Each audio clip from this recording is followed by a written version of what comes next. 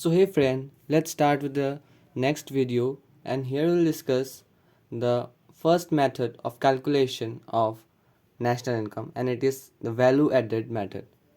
So हमें पता है कि नेशनल इनकम का डेफिनेशन क्या है।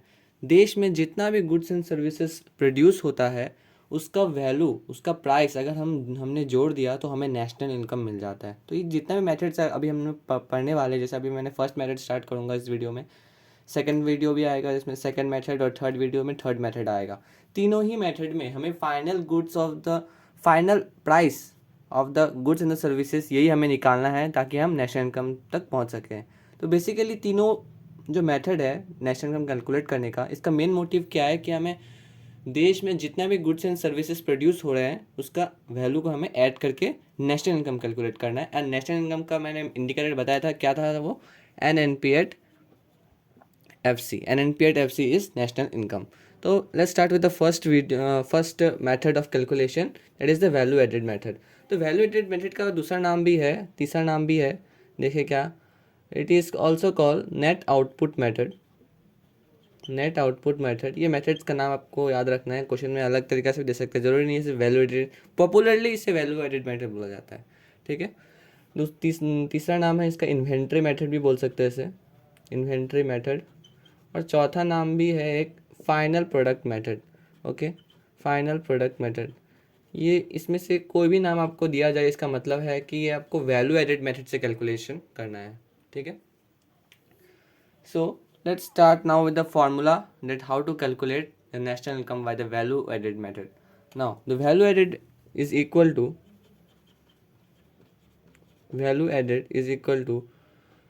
sales,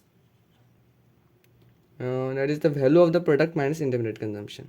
Value of the product, that is the final value of the product. ठीक है, minus IC, that is intermediate consumption, IC intermediate consumption. अब हमें समझना है कि वैल्यू एडेड क्या है, वैल्यू ऑफ द प्रोडक्ट क्या है, इंटरमीडिएट कंजम्पशन क्या है। वैल्यू एडेड मतलब हर एक लेवल में, जैसे कोई एक सामान प्रोड्यूस हो रहा है, जैसे कि एक चिप्स ही प्रोड्यूस हो रहा है या फिर एक चॉकलेट ही प्रोड्यूस हो रहा है। ठीक है। तो हर एक चॉकलेट बनाने में पहले से मिल्क चाहिए होगा, उसका चॉकलेट का कोकोआ कुछ बीन्स होता है वो चाहिए होगा, है कि नहीं। उसके बाद अलग अलग फ्लेवर्स चाहिए होगा उसे बनाने के लिए। तो सारे जो प्रोडक्शन लेवल है उसमें जितना भी ऐड हो रहा है वैल्यू, जैसे पहले यहाँ पे मिल्क था, मिल्क में हमने कुछ और ऐड किया, सपोज कुछ एक्स ऐड किया इसमें, तो ये जो ऐड किया यहाँ पे यही है हमारा वैल्यू एडेड, यही हमारा वैल्यू एडेड है। फिर जो ये बनेगा हमारा चॉकलेट, फिर इसको हम लोग फ्रीज करेंगे, फिर और भी कुछ कुछ डालते हैं, है ना, फ्लेवर्स या फिर कुछ डालते हैं। ये जो ऐड कर रहा है ये सारा चीज़ों को, ये सारा चीज़ को जो ऐड कर रहा है इसी को बोलते हैं वैल्यू एडेड। ठीक है। अब final value of the product ही होता है हमारा वैल्यू ऑफ द प्रोडक्ट। जैसे डेयरी मिल्क का भी 10 का डेयरी मिल्क है तो 10 रुपये जो है वो वैल्यू ऑफ द प्रोडक्ट है। ठीक है।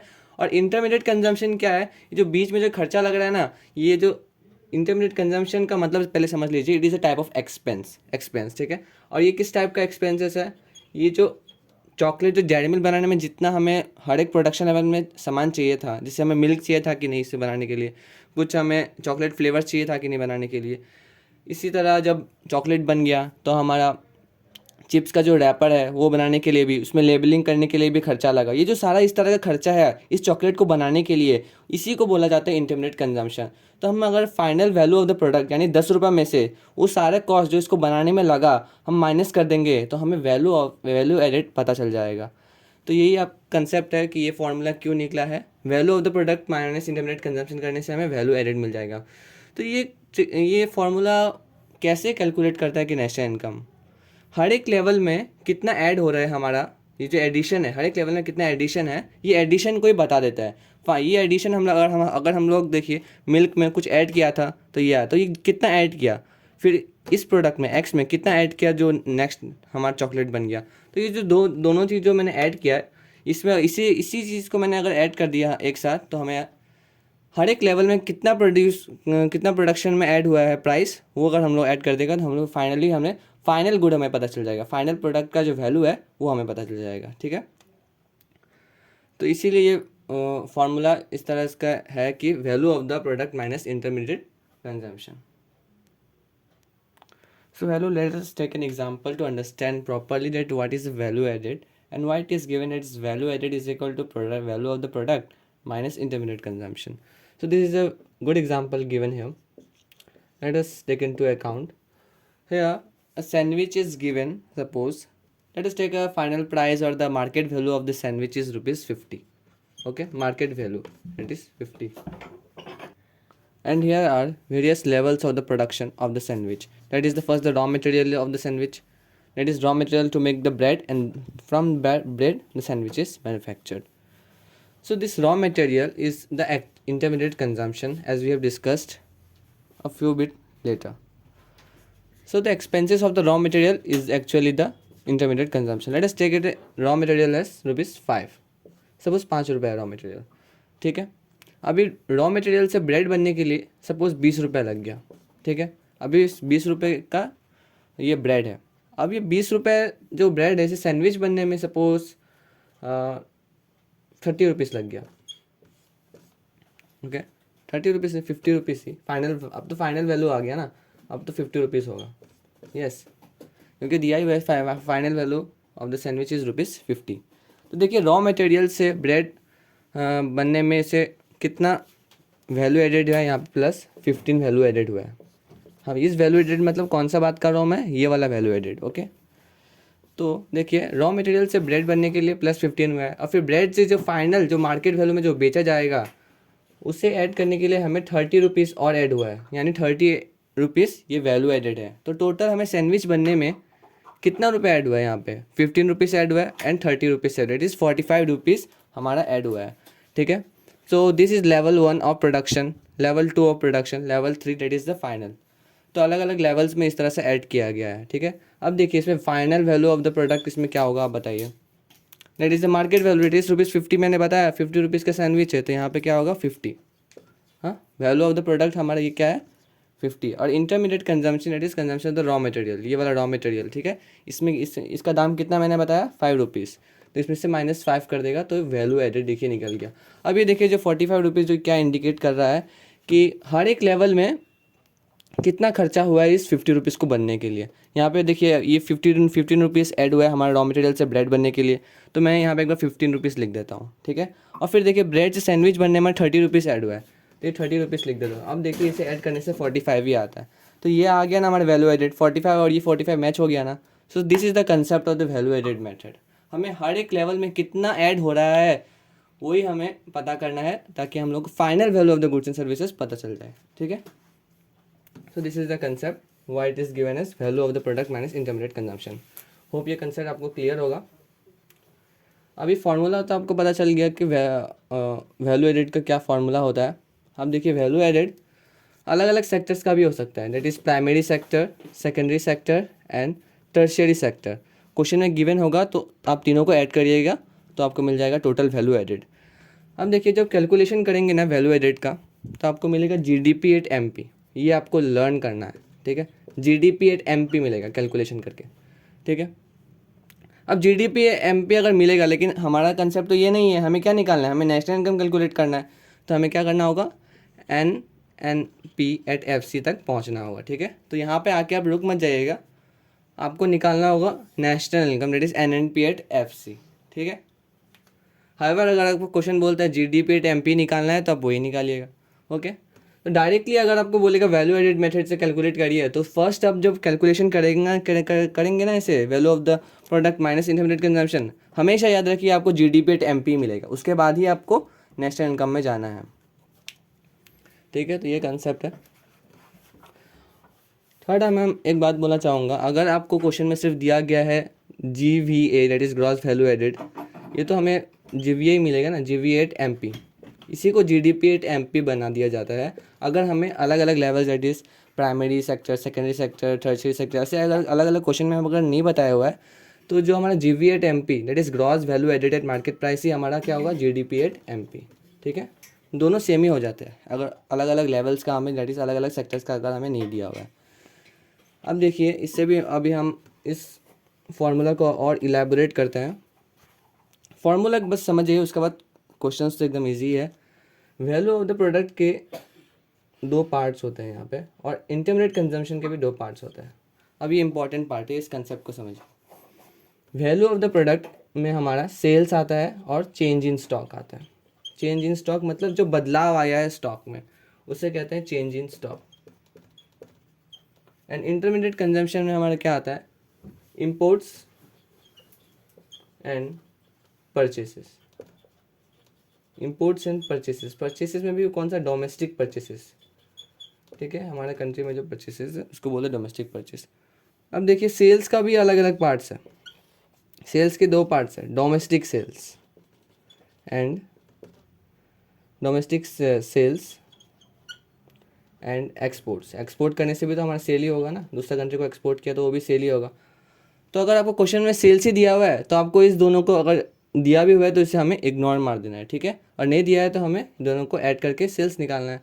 फिर सेल्स निकालना है, फिर चेंज इन स्टॉक भी निकालना है। चेंज इन स्टॉक का फॉर्मूला होता है opening stock minus closing stock minus opening stock. Closing stock minus opening stock, ये फॉर्मूला होता है हमारा चेंज इन स्टॉक का।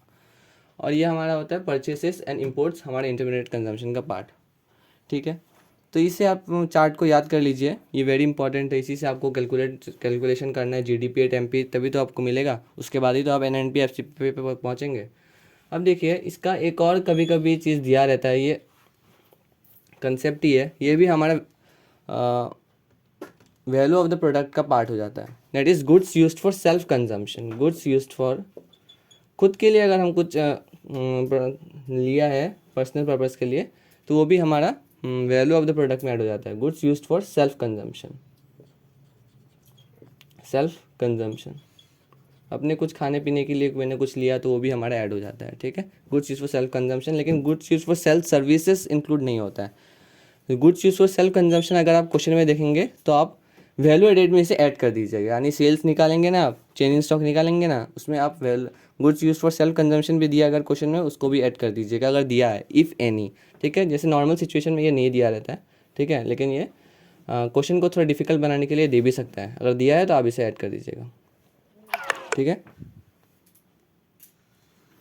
तो ये चार्ट को आप याद कर लीजिए, it is value of the product minus intermediate consumption. इसके दो पार्ट्स है, सेल्स और change in stock, value of the product का, और intermediate consumption purchases and imports, ठीक है। तो this is the formula for the value added. और इससे अगर आप कैलकुलेशन करेंगे तो हमें क्या मिलेगा, GVA एट MP, ठीक है। लिखेंगे आप ये पहले यही, उसके बाद आप लिखिएगा GDP at MP, GDP at MP, क्योंकि दोनों एक ही हो जाता है, क्योंकि क्वेश्चन में नॉर्मली अलग अलग सेक्टर्स दिया नहीं रहता है। तो GVA एट MP हमारा GDP एट MP हो जाता है।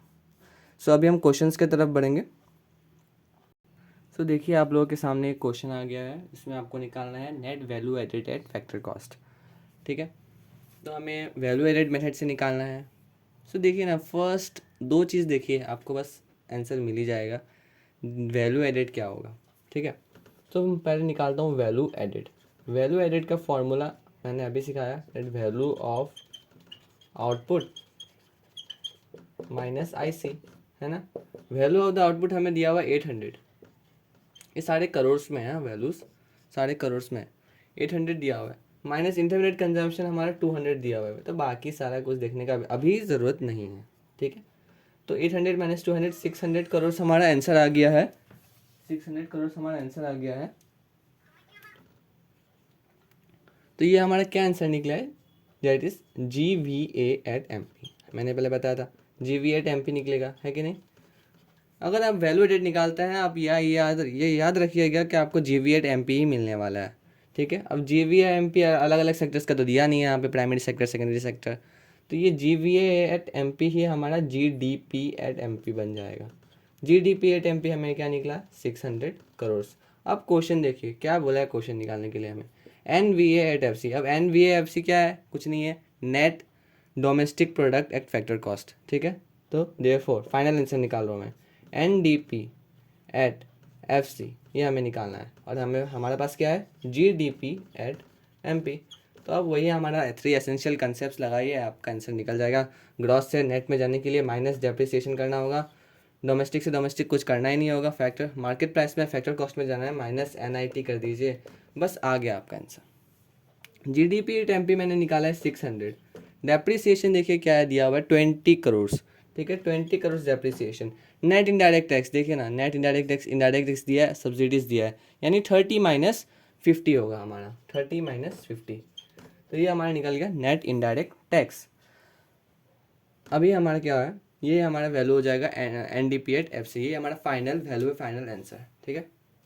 अब ये वाला आप देखिए क्वेश्चन को कंफ्यूज करने के लिए क्या दिया हुआ है आपको समझाता हूँ मैं। परचेज ऑफ द मशीनरी, ये जो है ये कोई भी तरह का वैल्यू एडेड में हमारा इंक्लूड नहीं होता है, क्योंकि ये फिक्स्ड एसेट है। हमारा इंटरमीडिएट कंजम्पशन जो होता है ना, अगर इंटरमीडिएट सोचेंगे इससे ये नहीं दिया होगा तो इंटरमीडिएट कंजम्पशन में से डाल दूंगा, क्योंकि ये एक्सपेंसेस है। मैंने बताया था कि इंटरमीडिएट कंजम्पशन एक एक्सपेंसेस होता है, तो ये भी एक एक्सपेंसेस है क्योंकि इसमें परचेस किया मशीनरी, तो लेकिन ये परचेस किया एसेट। मैंने बताया था इंटरमीडिएट कंजम्पशन क्या होता है, it is expenses on the raw materials. अगर रॉ मटेरियल, अगर मशीन बनाने में जो पार्ट्स, मशीन का पार्ट्स अगर लिखा होता है यहाँ पे purchase of the machinery tools, तो हम ऐड कर देते हैं इंटरमीडिएट कंजम्पशन में। हाउएवर अगर इंटरमीडिएट कंजम्पशन डायरेक्ट दिया है तो हमें कुछ देखने का ही जरूरत नहीं है कि नहीं, डायरेक्ट मैंने लिख दिया 100 -200। अगर ये मान लीजिए नहीं दिया होता और परचेस ऑफ द मशीनरी दिया होता तो क्या आप इसे इंक्लूड करते हैं इंटरमीडिएट कंजम्पशन में? नहीं, नहीं आता। Purchase of the machinery tools अगर दिया रहता तो आता, क्योंकि रॉ मटेरियल्स, जो purchase of the raw materials होता है वो हमारे इंटरमीडिएट कंजम्पशन में आता है। फिक्स्ड एसेट जो फाइनल जो प्रोडक्ट है, purchase of the machinery, machinery तो फाइनल प्रोडक्ट है ना, उससे अब क्या करेंगे हम, है कि नहीं, अब तो उससे सामान बनाना है, तो ये फाइनल प्रोडक्ट इंक्लूड नहीं होता है। इंटरमीडिएट कंजम्पशन में वही आता है जो रॉ मटेरियल्स होते हैं, ठीक है। ये कंसेप्ट को समझ में याद रखना है, ठीक है। तो ये कन्फ्यूज़ करने के लिए दे सकता है आपको, इसका कुछ भी यूज़ नहीं है क्वेश्चन में, ठीक है। तो इससे अभी कैलकुलेट करते हैं। 600 -20 हमारा क्या हो जाएगा, 580 माइनस यहाँ पे आ जाएगा हमारा -20, तो टोटल हमारा क्या आ जाएगा, 600 करोड़ से हमारा आंसर आ जाएगा, ठीक है। So here way done with the question. अब देखिए तो सिंपल क्वेश्चन था, इसी तरह का क्वेश्चन आता है एग्जाम में भी। लेकिन आपको डिफिकल्ट क्वेश्चन अगर आ भी गया तो हमारा, अभी मैंने पढ़ा था कि वैल्यू डेट में क्या क्या पार्ट्स होते हैं। वैल्यू डेट यहाँ पे डायरेक्टली 800 दिया हुआ है ना, तो हमें नहीं भी दिया रह सकता है। इसमें हम लोग को सेल्स दिया रहेगा, goods use for self consumption by chance अगर दिया रहेगा हार्ड बनाने के लिए, आपको चेंज इन स्टॉक दिया रहेगा। चेंज इन स्टॉक भी नहीं देता है आपको, क्लोजिंग स्टॉक ओपनिंग स्टॉक देता है, तो आपको क्लोजिंग स्टॉक में से ओपनिंग स्टॉक माइनस करके निकालना होगा, तो वैल्यू एडेड मेथड निकल जाएगा, वैल्यू ऑफ द आउटपुट निकल जाएगा। फिर इंटरमीडिएट कंजम्पशन में भी आपको परचेस दिया रहेगा, इंपोर्ट्स दिया रहेगा। परचेस और इंपोर्ट्स होता है ना, अगर परचेस और इंपोर्ट्स में से कोई एक नहीं दिया तो कोई बात नहीं, परचेस ही इंक्लूड कर लेना है हमें, ठीक है। और रॉ मटेरियल्स याद रखिएगा, मशीनरी या फिर फिक्स्ड एसेट्स का कुछ भी परचेस किया तो वो नहीं आएगा, ये इंपॉर्टेंट है, ठीक है। तो क्वेश्चन अगर लंबा करना होगा ना, 8 मार्क्स का क्वेश्चन आना होगा, तो आपको बहुत सारा चीज़ निकालना होगा। ये तो मैंने डायरेक्ट वाला क्वेश्चन लिया है, वैल्यू ऑफ द आउटपुट और इंटरमीडिएट कंजम्पशन डायरेक्ट दिया हुआ है इसमें। आपको जो अभी मैंने चार्ट बनाया था ना, अलग अलग पार्ट्स है, वो सब दिया रह सकता है, आपको उससे ऐड प्लस करके वैल्यू ऑफ द आउटपुट और इंटरमीडिएट कंजम्पशन निकालना है, फिर माइनस करके आपको निकालना है। अनदर इंपॉर्टेंट थिंग हमको याद रखना है कि ये हमारा GV@MP निकलता है। अगर GV/MP है तो इसका मतलब क्या होता है, GDP/MP। ये चीज़ हमें याद करके रखना है। ये हमें तीनों ही मेथड में याद करना है कि कौन सा मेथड से करने के लिए हमारा क्या क्या आता है। वैल्यू एडेड अगर अगर निकालने बोला है क्वेश्चन, तो मतलब हमें आंसर जो आएगा वो GDP/MP ही आएगा। उसके बाद जो क्वेश्चन बोला है हम उसमें कन्वर्ट कर देंगे। यहाँ पे हमने क्वेश्चन कन्वर्ट किस में करने बोला था, NV/FC, उसके बाद मैंने कन्वर्ट किया। तो फाइनली पहले तो मेरा क्या आया था, NDP/FC। ये चीज़ हमें याद रखना है, ठीक है। अगर वैल्यू एडेड मेथड से निकालना है तो GDP/MP निकलेगा, ठीक है। So let's end the session today here only. In next video we'll do the income method, and in the later video we'll be doing the expenditure method. So thank you guys, keep learning.